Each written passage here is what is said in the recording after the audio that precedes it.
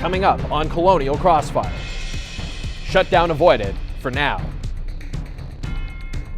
Closing in on tax overhaul. And several major cases in the Supreme Court. Joining us on the left, Levi DeBose. And on the right, Allison Kukos. And I'm your moderator, Casey Decker. From the GWTV studios in Washington, D.C., this is Colonial Crossfire.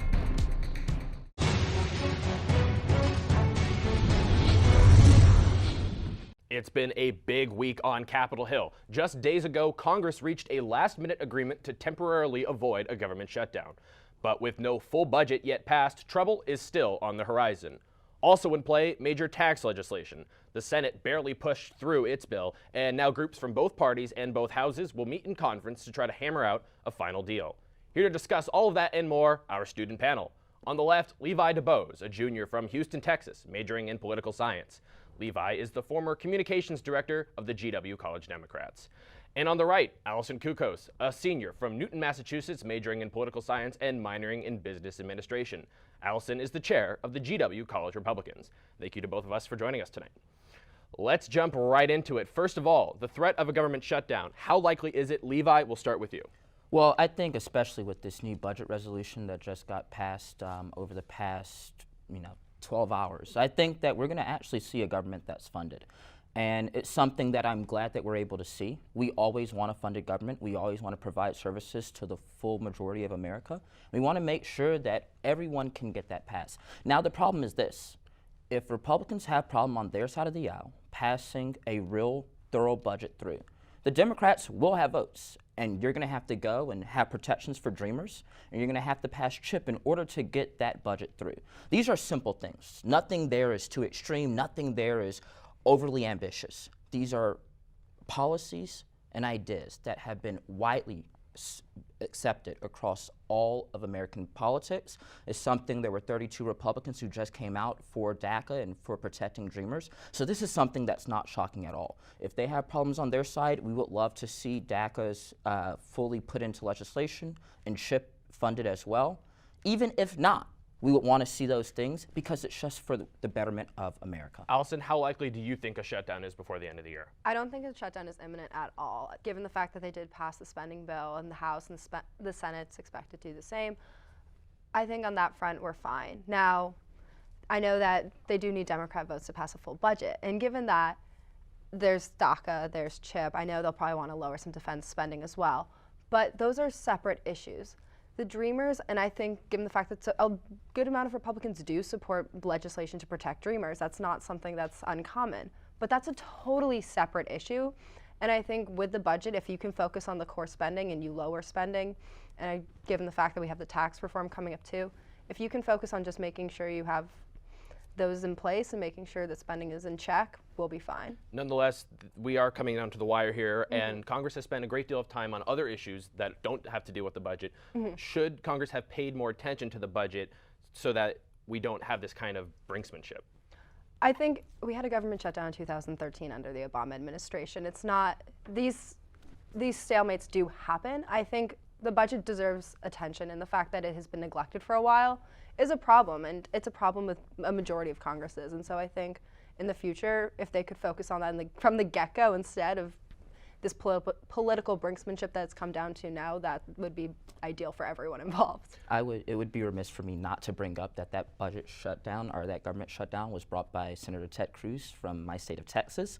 And Texans did not like them after that shutdown because it was his fault, almost 100%. Now, Ted Cruz held up those budget deals in order to try to repeal Obamacare. Will Democrats hold up these budget deals in order to try to make sure that a DREAM Act is passed? Well, we can't hold up anything. They have the power. They have all of the power to pass a budget resolution that they need. You need now, 60 if they votes, need, though. if they need votes on our side, we have DACA protections, protecting dreamers, and CHIP. These are two very, very simple things that when polled across the American public are widely But you're accepted. saying it's likely These that should have been Democrats done a will while not ago. provide those 60 votes without a DREAM Act, without CHIP. That's something that, again, most Americans would agree with, and we don't need to give them votes for any reason. Immigration is different than the budget, though. Well, also look at your tax reform bill. You have repealing the Obamacare individual mandate. It's just not something that, oh, it is a tax, it's surprising.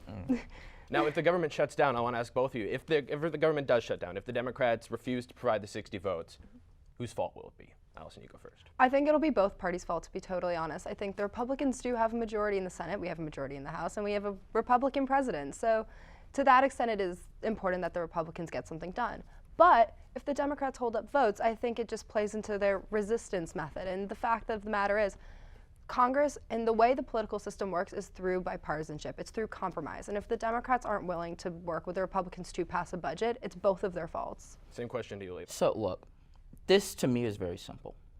There is a way that Congress could have had a budget passed. If they came in working on infrastructure, bipartisanly, if they came in trying to look for a true solution to healthcare, bipartisanly, I don't think it would be too tough to actually pass through a budget that is both sides are able to work on, that's bipartisan, and that passes with widespread support, and that the majority of America likes. But instead, they went with the policy where they go through and try and ram down health care, they try and ram down tax reforms, and the more they do that, the more the Democratic senators and the Democratic people in America get a little bit upset. And the reason why is because we feel like we're being ignored. So now that they need our help, we're not going to come and run over if we've been ignored over and over and over again. This, again, would be in any other circumstance, if it was just normal, regular order, this would probably be passed with widespread support if they came and talked to Democrats first. But since they haven't done that at all this session, I would be very pessimistic to see any type of bill that is formulated that is not just completely trying to gut and ram through anything. All right, Allison, it looks like you have a Can response. I do. I think it's somewhat laughable saying Republicans are ramming down legislation down people's throats when the Democrats, to their credit, have basically gotten rid of regular order starting with Obamacare. My favorite quote from then Speaker Pelosi was, "You have to pass it to see what's in it." I think that set a certain tone that we just sort of need to pass things to figure out what's going to happen. The Republicans have at least been transparent in their efforts. I think with Obamacare, people didn't even know what was going on. So to that extent, the Republicans have been making tax reform known. They made the health care bill known. And so to that extent, yeah. A lot to talk about here, but I do think we're going to move on now to taxes because that's another big issue that we want to give some attention to. The House passed a bill just a few weeks ago. Then the Senate passed theirs very narrowly. That process was a bit messy, though. So it included writing amendments by hand right on the bill. So let's take a look at this video from Montana Democrat Joe Tester. It went viral on the internet. Take a look. This is the tax bill. See how thick it is? That's what it looks like. Oh, no, let's look at the bill. This is what it really looks like.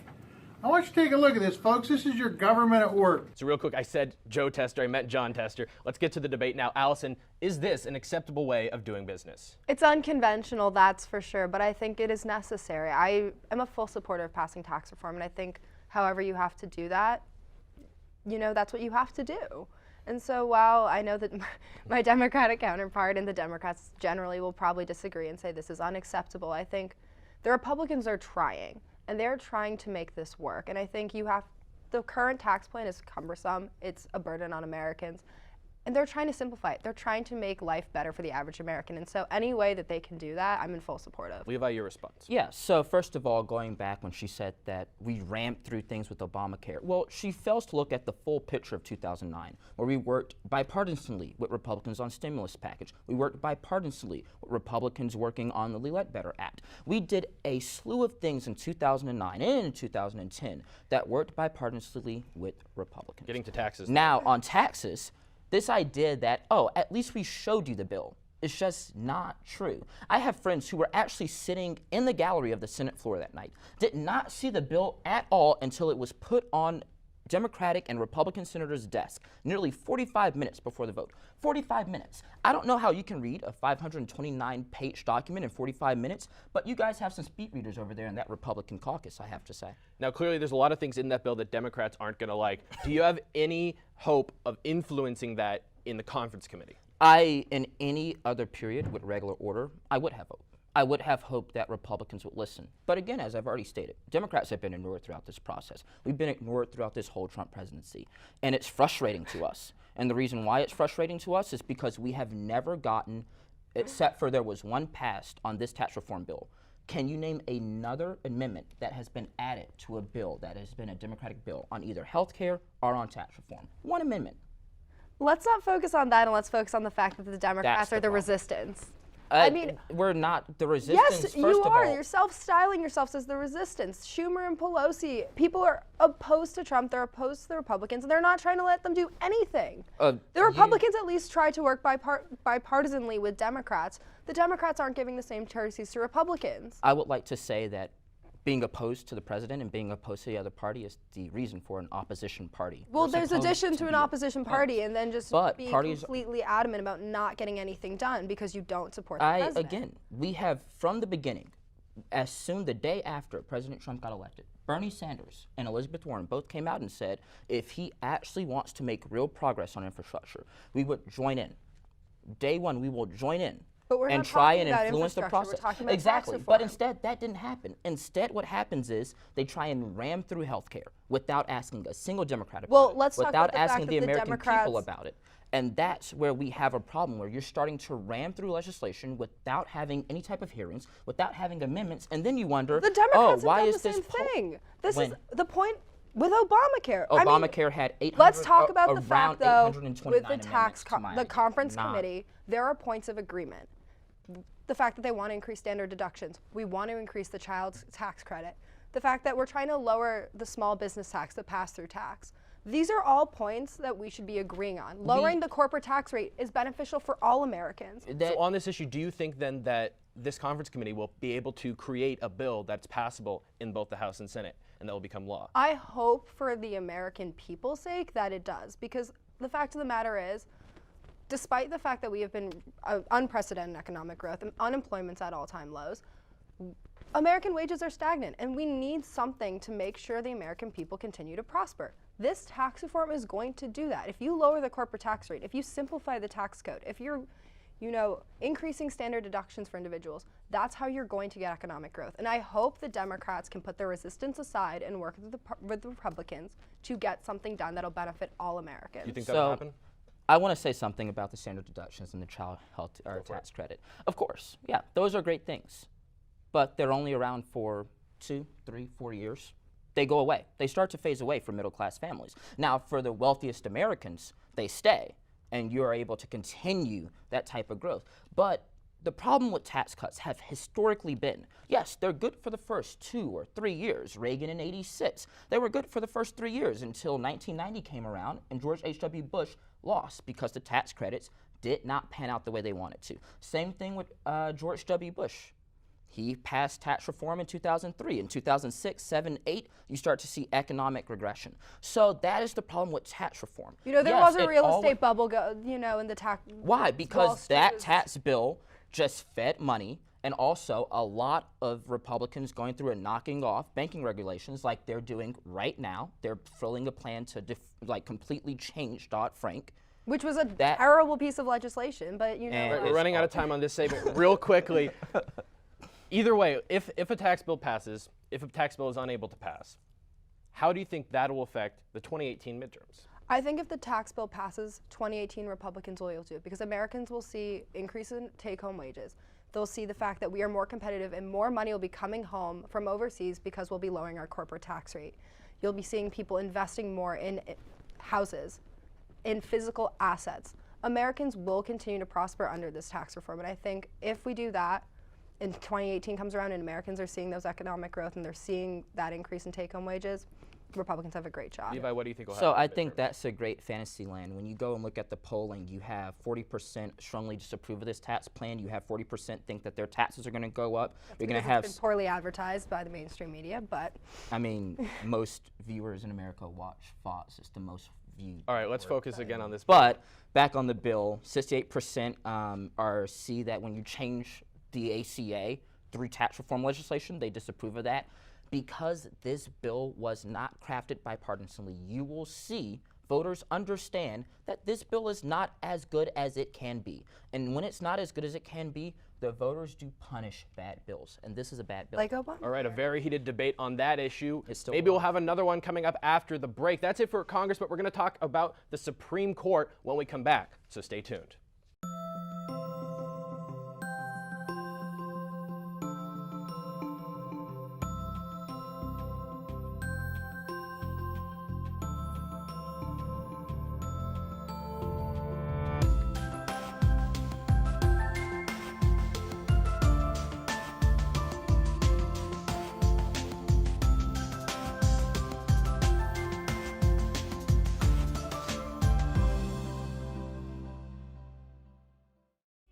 The George Washington University, at the intersection of policy, practice, and research, connecting all that Washington has to offer with an intellectual environment that drives progress, transforming vision into action, offering learning experiences that are rigorous, real-time, and real-world. In a city shaping the future, George Washington is a place where faculty and students don't just study the world, they work to change it. It's Supreme Court season in Washington, a big decision on the travel ban, and arguments on issues ranging from gerrymandering to discrimination. First, the travel ban. The Supreme Court last week deciding to allow the latest edition of the president's controversial policy to remain in effect for now. They'll formally consider its legality later on. But in the short term, heavy restrictions will go into effect on people attempting to travel to America from several different countries. Allison, you first. Is this a sign the president finally got it right on this issue? Well, I would say it's a sign that the president has the power to do this. I think the fact of the matter is, and I will concede, they were ill-conceived in the beginning. They were poorly laid out. They were poorly rolled out. And so I think this third time, it's much more concrete. There's much more structure to it. And I think it shows that in terms of executive orders and this type of policy, the president does have the authority to do this. Now, it's still ongoing, but I think at the end of the day, people need to respect the fact and not play judicial activist when they're ruling on these cases. Levi, did the court make the right decision here? So I think that, can the president do it? Sure. But if we're going to base everything based off if the president can do it, well, that means it has to be good. No, it's not. It doesn't matter. It does matter how legal it is. And if it is legal, that's just the first bar. I'm not going to have the bar put at legality. I'm going to look at if it's actually a good policy, if it's actually meant to better America, or if it's just another political ploy that's used by Republicans to divide people. I don't think it's being a ploy to divide people, though. The fact of the matter is, people are saying it's a Muslim ban. It's not. Government officials from Venezuela are included, North Korea. And I think the fact of the matter is, the world is dangerous right now. And I think if we neglect that, there have been terrorist attacks. There was an assassination plot against Theresa May in England. The fact of the matter is, these are problems, and we need to address them. And Trump views this as a potential for addressing that issue. Now, those country selections, though, you mentioned they're not all Muslim nations, but they do seem to be somewhat random. There's a lot of terrorist activity that's come out of other countries that aren't on the ban. Is this ban really, is it worth so much fight from the president to support something that so far we haven't really seen whether or not it's going to be at all effective? I think the fact of the matter is, right now, it's a precautionary measure. And I think when they continue to go through the court system and once they rule in the legality, and if it is legal, I think they should take another look at it and say, how are we going to improve this? Because we do need safety precautions in place to protect American citizens from terrorists. At the end of the day, that's the most important thing, keeping American lives safe. And so when they look at it again, if they see different countries and with more hotbed activity, add them. That's what you need to do. I mean, it's not necessarily pretty, it's not necessarily nice, but safety should be the biggest priority for Americans. Levi, your thoughts on the country selection? I agree that safety should be the biggest priority. And that's why when you look at this list, the first list, the second list, the third list, and now this one, you see some weird reasoning for why they're picking these random countries out of nowhere. I have not seen a plan from the president on Venezuela, on how to address any of the problems in Venezuela. I really haven't seen a plan from the president of how to really effectively address ISIS.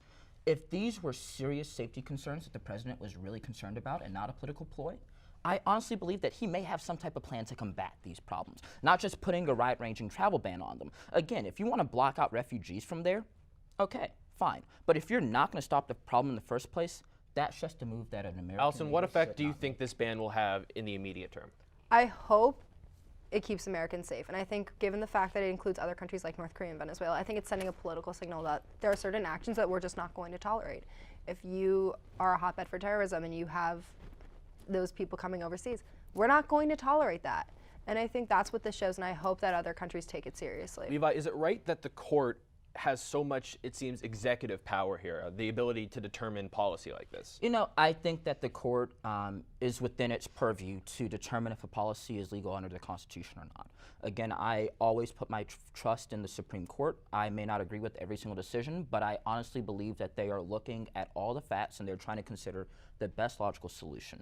In this case, may it have been legal, yes, but that's not the bar that America should and could set. We have to set a higher bar. So again, when you have this whole claim of, oh, he's trying to make America safe, and I see no actual policies addressing the problems at the back, all I see is a political ploy. I honestly don't believe that this is a policy from its beginning to now that has actually addressed safety in America. If you want to address safety in America, find out where the problems are and go deal with those problems and have a formulaic plan that not only betters the world, not only betters America's national security, but also makes the world a safer place. Allison, are the courts in their purview here real quickly? I think the court has the right to rule on the legality of these issues. The fact of the matter is, though, they should be solely focusing on that. I think when you saw with the lower federal courts in Hawaii, for example, some of these judges are becoming part of the resistance. They're being activist courts. That's not their job. And until Democrats realize the job of the court system is to rule on the facts of the case and not what they think and they decide is the best option, then we'll have a better court system. And I think right now the fact that the court ruled in favor of Trump, it shows that they're ruling on the facts. Levi, Just brief to, response, and then yeah, we'll move brief on to another response. Yeah, they're ruling in favor for him now, but this has taken 4 travel bans to go through. They've had to amend it every single month or so. This is just, it's absurd. And it's something that, is he legal to do it now? Sure, he's legal to do it. It's not good for the country. It hasn't been. There's no real plan or policy behind it. Just because you don't see it doesn't mean something isn't happening behind the scenes. I think something's happening behind the scenes. General Mattis is doing a pretty good job defeating ISIS, but it's not coming from the president. Okay, we're going to move on to another issue before the courts this week. The justices heard the case of Masterpiece Cake Shop in Colorado, where several years ago, a gay couple was refused a wedding cake by the baker. That baker argues his First Amendment right to free religion and expression mean he cannot be compelled to build them a custom cake. Here's that baker on the courthouse steps. That the justices need to look at this situation and rule in favor of creative professionals like myself so that we can continue to create freely according to our conscience. Levi, you first. Do you agree that artisans shouldn't be forced to create products for uses they disapprove of? You know, yeah, I in general agree with that, but, and this is a big but, until it infringes on another person's civil rights and civil liberties. From my reading and from federal law, being homosexual and being a couple is federally protected law. You can do that. You shouldn't be discriminated against when you are that. So that's where I have problems with this case, is that this artist decided that he wasn't going to do anything because he felt as if, oh, I don't need to serve them like I serve any other customer because of who they are. Allison, are religious beliefs an acceptable reason to effectively refuse service to a same-sex couple? Yeah. I want to caveat this one saying yes. I think the Wall Street Journal, I'm going to quote them on this, they said this case essentially pits the government's interest in social equality against an individual's constitutional right to express his beliefs. But these democratic values aren't incompatible if the justices respect America's pluralistic tradition that lets people of good faith disagree. And essentially what I'm trying to get at here is, when you take these two issues, it's not like he's saying, oh, because of my religious beliefs, I'm not going to serve anyone who is gay. That's not what he's saying. He's saying, I'm, as an artist, and when you're creating a custom cake as a piece of art, that's protected under his First Amendment rights. And the fact of the matter is, it is. And so if he doesn't want to bake a custom cake as a private business owner for a gay couple, that's okay. If he was saying, I'm not going to serve anyone because they are gay, that's Levi, wrong. do you agree that these type of creative expressions like custom cakes are a form of protected speech? I don't think so. So let's go back to this artist. She says that, oh, I'll serve them, but I won't serve them in the way that, I would serve any other customer because I don't agree with that. He stopped making the custom cakes, by the way. So here goes my problem. He's an artist. Who else is an artist? Is a hair designer an artist? Are they able, when a person comes into their studio or into their like hairstyle or Salon, I think is salon. the word you're looking Yeah, for. that's the word I'm looking for. I don't get my hair done too Yeah. often. But Me when either. people go to a salon and they try and wonder, oh, can I get this haircut? And you go, oh no, you're African American, so we don't do that type of haircut here. Where does That's a the- very different thing, I would argue. Why is it different? Both are federally protected classes of law. Both of them are basically it's the Because same scenario. one is saying, I'm not doing this because of my morals. And I want to point out the fact that when this when this artist essentially tried to make cakes with vulgar messages, he didn't, because it's protected by law. When people asked to make cakes that oppose same-sex marriage and had pieces of using these as art to essentially oppose same-sex marriage, he couldn't, because the Colorado essentially said you can't do that. And so what's happening here is you're taking forms of speech you dislike and saying, well, we're not going to let you do this because we dislike that. And when you do that, you're setting a very dangerous precedent saying only certain types of speech are acceptable. When you're playing with someone's religious values, essentially, which is what's happening here, and saying you're not allowed to, uphold your moral scruples because we disagree with you. This is America. This isn't France, where we completely take religion out of the public sphere. Yes, there is a separation of church and state, but Americans have the freedom of expression, and I think that's the heart of this case. And as a private business owner, he should be allowed to do that. So I'll change up my analogy, because you're right. It is religious. So imagine if that hairstyler decided to come up and say, oh, religiously, I can't give an African-American person that haircut. What difference does... I feel like that's a very different thing, because if there's a religion that opposes African Americans, that's a totally separate issue than saying... I'm a Christian, and in general, you would say that they would oppose gay marriage. The general. Catholic Church is opposed to gay marriage. I know some, So Christian it's sects still are as well. both. It's the same idea. Both are federally protected classes. And yes, I agree But it's a that private business, though. That's the difference. It doesn't matter if it's If a I didn't private want to serve business. someone just because I didn't want to, I should have that right to. It doesn't, because regardless. private businesses should not be able to discriminate, which is going against the federally protected class. That is discrimination against someone. But you're saying, okay, it's discrimination, but at the same time, as a private citizen who has his own personal beliefs, is he not allowed to express those? He's able to express those until he discriminates against someone. But he stopped selling these custom cakes in general, so now no one has them. And he's not saying he's discriminating him point that's blank. fine. It's the fact that he still serves them. All right, I think we're going to have to wrap it up here. Another really good debate between the two of you. We'll be excited to hear from the Supreme Court what their decision on this is. After the break, it's rapid fire, so stay with us for more hot debate here on Colonial Crossfire. We have a big problem on college campuses, and it's on us to stop it. It's happening at bars, at parties, even in residence halls. It's happening to our friends, and it's happening to our teammates. It is called sexual assault, and it has to stop. There's no consent, or someone can't consent. It's rape. It's assault. It's wrong, and it's a crime. If I saw it happening, I would do something about it. If I saw it happening, I'd speak up. If I saw it happening, I'd help, not blame. Because I don't want to be part of the problem. I want to be part of the solution. We need all of you to be part of the solution. This is about respect. It's about responsibility. It's up to all of us to put an end to sexual assault. Because one is too many. And it's on us to stop it.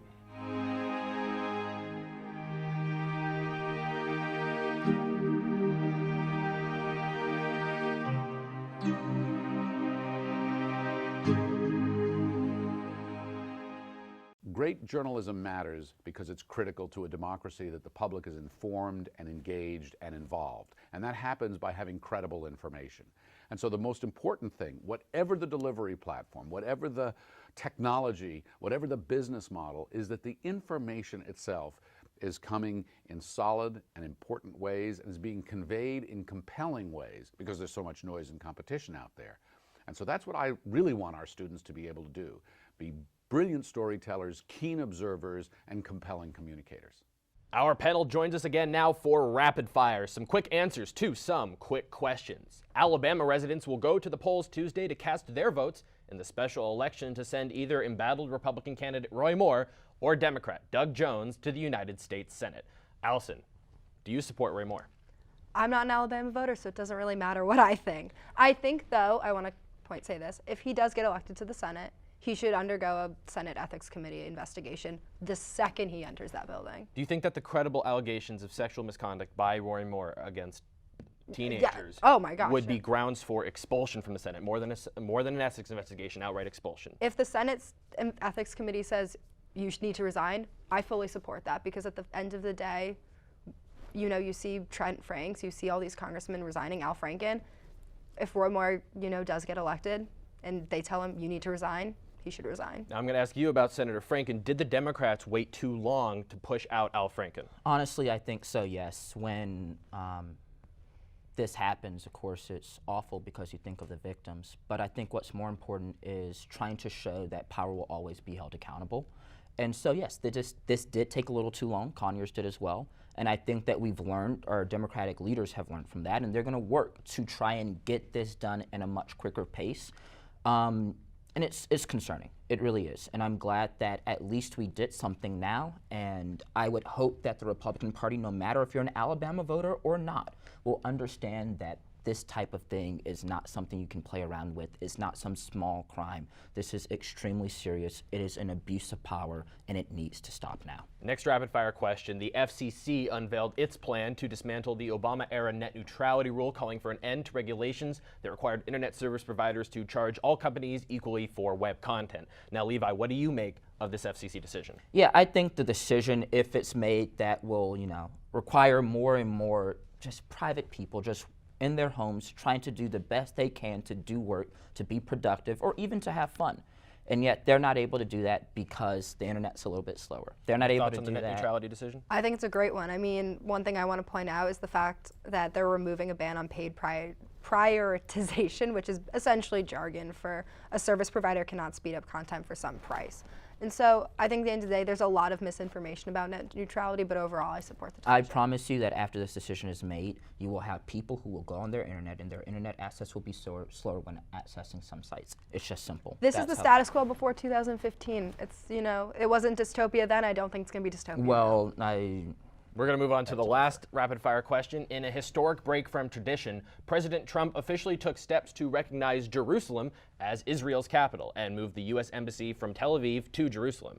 Allison, do you agree with this decision? Oh, yeah, absolutely. I think at the end of the day, it's going to be a long process. It's going to be slow. And the fact of the matter is West Jerusalem is a majority Jewish and Israeli citizens. And so if they move the embassy to West Jerusalem, I think it's well within their right. But Trump is still open to a two-state solution, which I want to point out. Levi, I would say, did they move the embassy to West Jerusalem, or did they just say Jerusalem in all the press releases? They said Jerusalem, but at the end of the day... So there goes the difference. Yes, West Jerusalem is predominantly Jewish. It is also, I would say, the capital of Israel any day. The problem is that this decision puts back 30 years, 40 years of foreign policy of trying to get a two-state solution on the table, because nothing said West Jerusalem there. It all said Jerusalem, indicating that East Jerusalem and Palestinians would not be cared about in any further matters. And you think, oh, that's hyperbole. No, in all honesty, go and look at the reactions of Muslim countries. At the end of the day, though, they said they're going to be working with the Palestinians. It's going to be a long process looking at the security implications, they're looking at the logistical implications.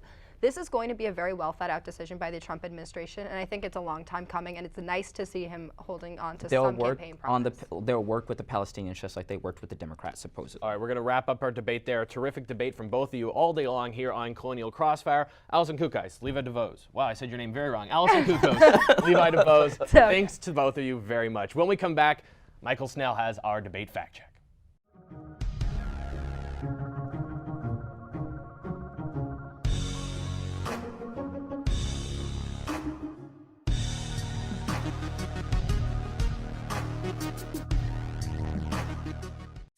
Nearly 16 million people visit Washington, D.C. every year. Some come to witness, some to be heard. We come to make an impact, to learn from leaders, and to lead others. To create and create change. We are the George Washington University. We come to make history. Welcome back. During our panel discussion, a team of fact-checkers monitored our debate. Michael Schnell is here now to fill us in on what we missed. Michael. Thanks, Casey. Today's debaters were certainly prepared, knowing their facts and backing up their arguments with reliable information. However, there were a few moments where the debaters slightly misstated some details. One point that needs a closer look was when Levi said that 32 Republicans expressed their support for DACA. However, that number is actually 34. Also, Levi noted that the recently passed Republican tax bill is 529 pages and was released 45 minutes before the vote kicked off. However, the bill is actually 479 pages, was released at 8:30 p.m., and the final vote was calculated at 2 a.m. And finally, Levi mentioned that there were 829 amendments to the Obamacare legislation. While 788 amendments were submitted during the ACA markup period, only 161 of those were adopted in the final form. That's all for this edition of Colonial Crossfire. I'm Michael Schnell. Casey, back to you. Thanks, Michael, for that fact check. And now to Spilled Milk. Here's our tribute to the very best of late-night political comedy.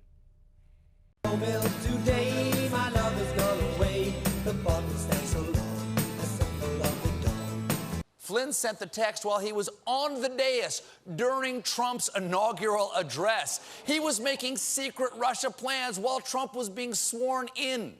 That's like interrupting your wedding to text your mistress. What? Oh, yeah, I do. Hold on. You up? Bloop. Excuse me, I'm reflecting to everybody, so they have facts first. All right, go so ahead. We're talking apples and not bananas. That's right. Don't be a banana. Give me some more apples. I see a lot of bananas. That's what our discourse has come to.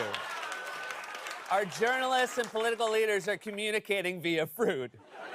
Give me some more apples. I see a lot of bananas. That's just sour grapes. I don't like the points you're raising, but aren't you glad to be here? This isn't exactly a plum gig. Hey, use your melon. Oh, honey-do. Last week, Republican Senator Chuck Grassley told the Des Moines Register, I think not having the estate tax recognizes the people that are investing as opposed to those that are just spending every darn penny they have, whether it's on booze or women or movies. And having said that, Senator Grassley jumped back into the black and white movie from whence he came. This bill is like a bunch of mean girls got together and said, how can we write a burn book that clearly states exactly who we like and we don't like, but then also make it a tax plan? All right, that's it for this episode of Colonial Crossfire. For all the latest updates from our political team at any time, be sure to follow us on Twitter and like us on Facebook, and check us out online at www.gw-tv.com. For all of us here at GWTV, I'm Casey Decker. Thanks for getting caught in the crossfire with us. We'll see you right back here next time.